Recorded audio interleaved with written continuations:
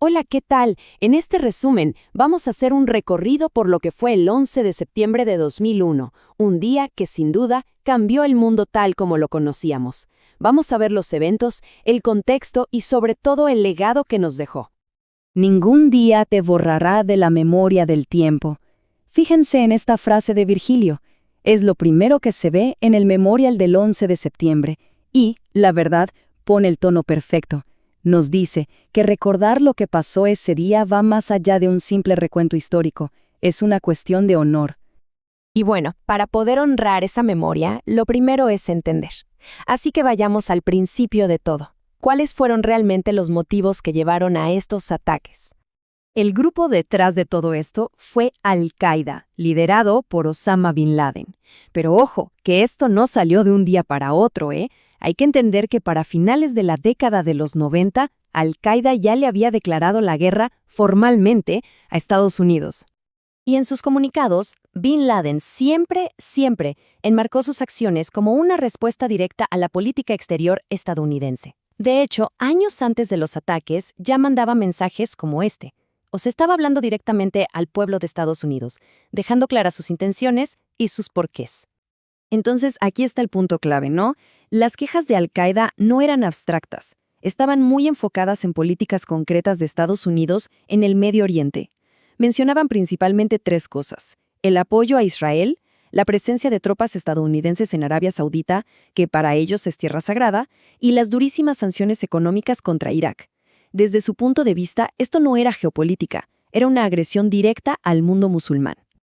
Ok, con ese contexto en mente, el plan se activó. Ahora vamos a ver la cronología. Fue una mañana de martes, un día que parecía completamente normal, y en solo 102 minutos devastadores, todo cambió. En total, 19 secuestradores tomaron control de 4 aviones comerciales. Y la elección de esos vuelos no fue para nada casual. Eran vuelos que cruzaban el país, de costa a costa. ¿Qué significa eso? Que iban cargadísimos de combustible. La idea era usarlos literalmente como misiles guiados. Y la velocidad con la que ocurrió todo es escalofriante. A las 8:46 de la mañana, el primer impacto en la Torre Norte. Apenas 17 minutos más tarde, la Torre Sur. Y casi al mismo tiempo, el objetivo se expandía a Washington, D.C., con el ataque al Pentágono. En menos de 2 horas, el famoso horizonte de Nueva York ya no existía. Ambas torres se habían derrumbado. Pero en medio de todo ese caos y ese horror, hay una historia de heroísmo increíble, la del vuelo 93. La gente a bordo, los pasajeros y la tripulación, lograron enterarse por teléfono de lo que estaba pasando en Nueva York y Washington, y tomaron una decisión que es impresionante: luchar. Su rebelión hizo que el avión se estrellara en un campo en Pensilvania, en lugar de llegar a su objetivo, que se cree era el Capitolio. Ellos no sobrevivieron, pero salvaron muchísimas vidas. El costo en vidas humanas es una cifra que cuesta asimilar. En total, murieron 2.977 personas, sin contar a los 19 secuestradores. A día de hoy, sigue siendo el ataque terrorista más mortífero en la historia de Estados Unidos. Y ante esa incredulidad, ante ese dolor, la respuesta fue inmediata. En las horas y los días que siguieron, se vio cómo un país entero reaccionaba, por un lado con medidas de emergencia drásticas y por otro con una sensación de unidad que no se había visto en mucho tiempo. Pensemos en esto. Por primera vez en la historia se dio una orden que parece de película. Todos, absolutamente todos los aviones civiles tenían que aterrizar de inmediato. En cuestión de horas, los cielos de Estados Unidos quedaron completamente vacíos. Casi 4.500 aviones en tierra. Mientras tanto, los equipos de rescate corrían hacia la devastación.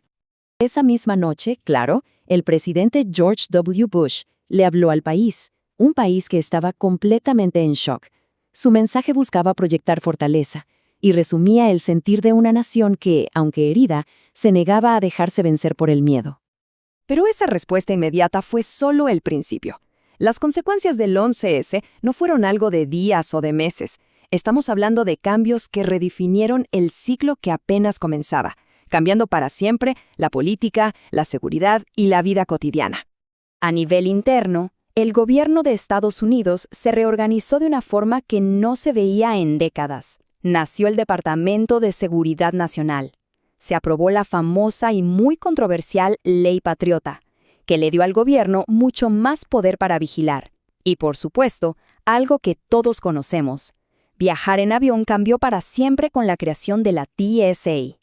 Y hacia afuera, la respuesta fue lo que se conoció como la Guerra contra el Terror, una campaña global que empezó con la invasión a Afganistán, con el objetivo de derrocar a los talibanes que le daban refugio a Al-Qaeda.